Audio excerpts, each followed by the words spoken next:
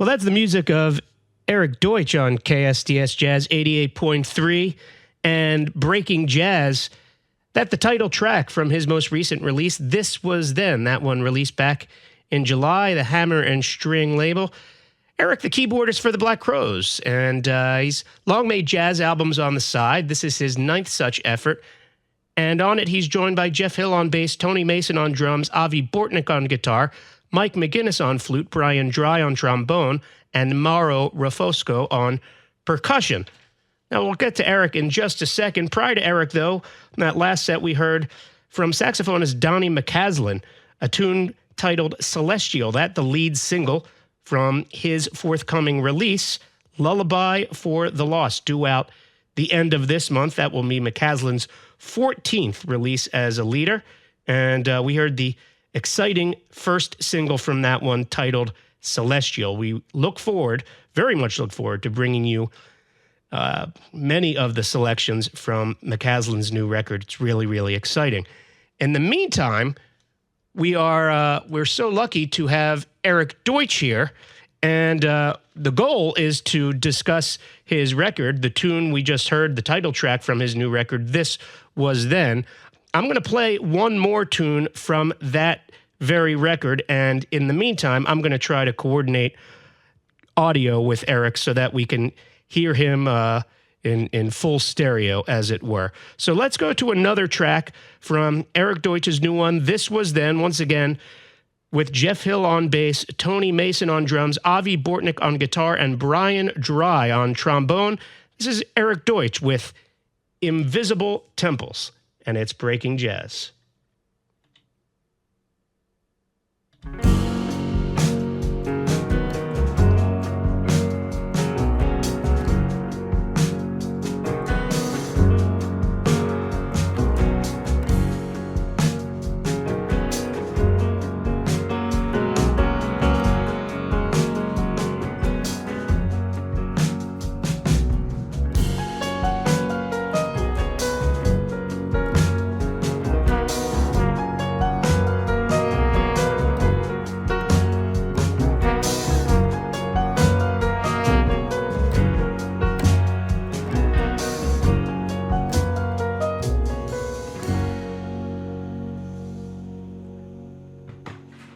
Yeah, that's Erik Deutsch and his longtime bandmates with the tune titled Invisible Temples, that coming from their most recent release, This Was Then, released back in July on Hammer and String.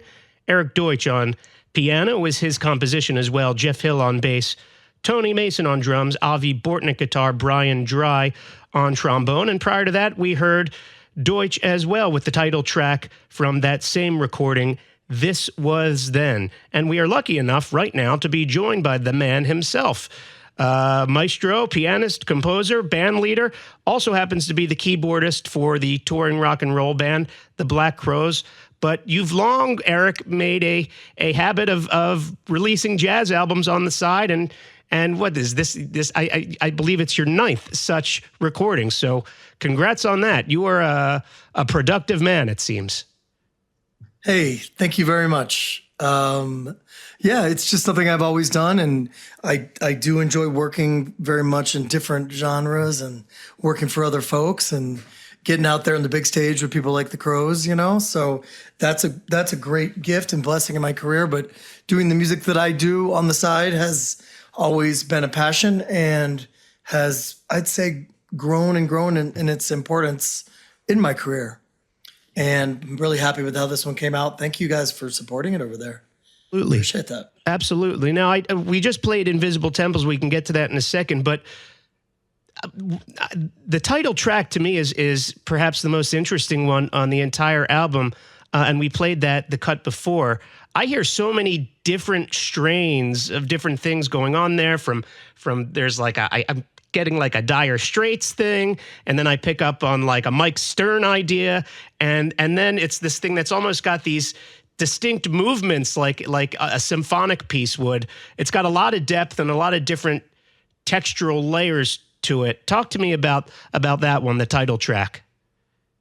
Thanks, man. I'm glad you dig it. I've actually found that a lot of people really like this one. I mean, at its foundation, it's kind of a moody ballad, right? And then I kind of thought of why not try it with a little bit of that reggae dub feel, and that took it into a different space, a a very a thoughtful space, if you will. I don't know, and and then as the song progresses, the groove changes.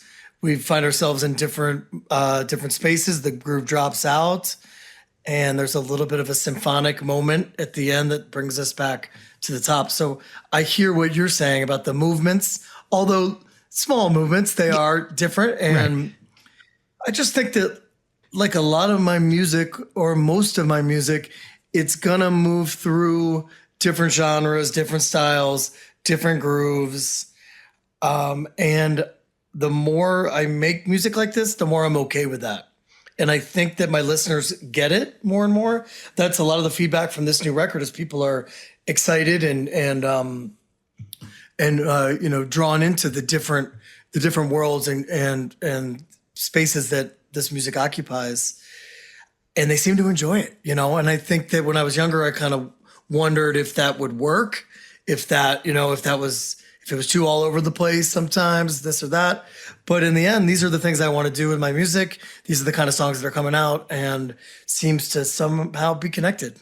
Seems to be a thread. Yeah. Yeah. No, that's really interesting. And I think a lot of people would be interested in, whether you're a musician or just a music lover, in how you find yourself bringing seeds of ideas from your other gigs into composition of the tunes that you're writing in the jazz or jazz adjacent or jazz influenced context, and how much cross-pollination is there. Because I think to some people who, you know, might not immerse themselves in this kind of thing, there's this idea that, you know, you wear your rock and roll hat and then you take that off and then you put on a completely different hat to play jazz. And that's never really felt kind of true or honest to me.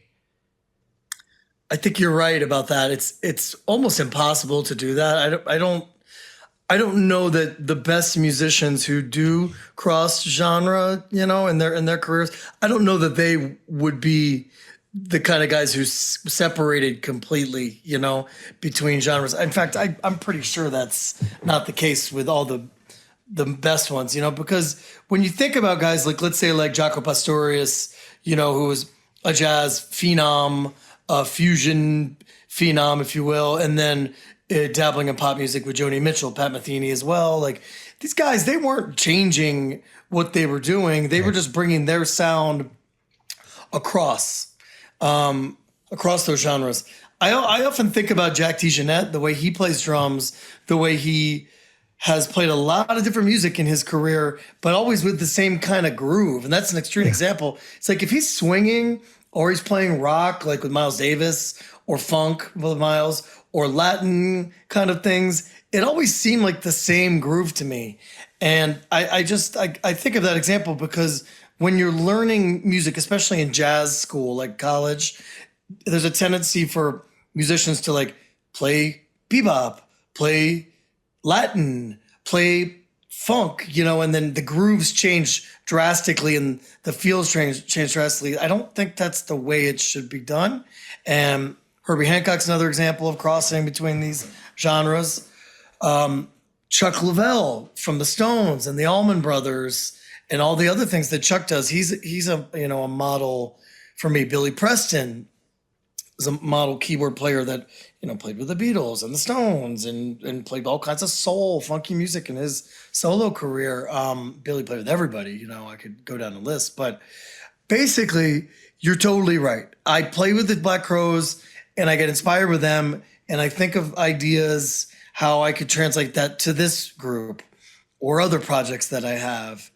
And I'm just inspired by good music. I'm inspired by good riffs, good songwriting. And even though my music tends to be instrumental for the most part, I don't have a problem hearing something that Chris Robinson might sing and getting inspired by it and finding a way that I might be able to bring that to a new life or recreate that, or like copy that in a cool way, because that's what we're doing in music a lot of times. We're copying stuff and making it our own and in a new light. Yeah. So Absolutely. Big time. You're right on about that. All right. Well, absolutely. And I want to talk about the sidemen in your band a little bit, because this is a band that's been together for quite some time now. The sextet of you, Jeff Hill, Tony Mason, Avi Bortnick, who's playing I've admired for a long time. Brian Dry. I think Brian Dry brings so much on the trombone, and Mike McGinnis is great on woodwinds and especially flute. You guys have been at it for a while. How important is it to the music to have that continuity and level of trust among and between the guys you're playing with, especially when you're kind of trying to build on themes, ideas that you've kind of started on previous projects? Well, I think that with the highest level of musicians like these guys are, and the kind of guys that exist in New York City and in Southern California and Texas and wherever, and more all over the place. And truthfully, it used to be more that this level of jazz musician gravitated to the coast, to whether it was New York or LA or maybe London or Paris. Now, I think that the reality of economics and different growth of different cities has brought lots of scenes to lots of places with excellent players. Also, there's more players than ever, right? So my point of that is that you can make a band with great jazz musicians and make great records. And there's a long history of that, of guys just working together on records and making great records. It's not impossible. Look at Art Pepper, who just showed up and played with Miles Davis's rhythm section. And I think he rolled out of bed hungover the night before and met those guys at the studio for the first time. And out comes Art Pepper meets the rhythm section. And it's just like this dynamite record. Well, it's perfect, right? Yeah, it's all first takes pretty much. Yeah. It's perfect. So it's not impossible. It never has been, but there is something special when you can have a band that's together, right? It's kind of a band sound. And also what I find to be the most rewarding and gratifying factor in this band being together for so long now is that they just get me and my music. So I don't have to tell them what to do or play very often, if ever. Yeah. So I'm writing less than I ever have. Younger in my career, I'd write more parts for the horns, let's say. Now I just kind of say, hey, play some pads. Let's figure out where melody should be played by one of you guys or both of you guys, and let's do it. So I'm writing more skeletons, less specificness for almost everybody in the band than I ever did, especially the horns.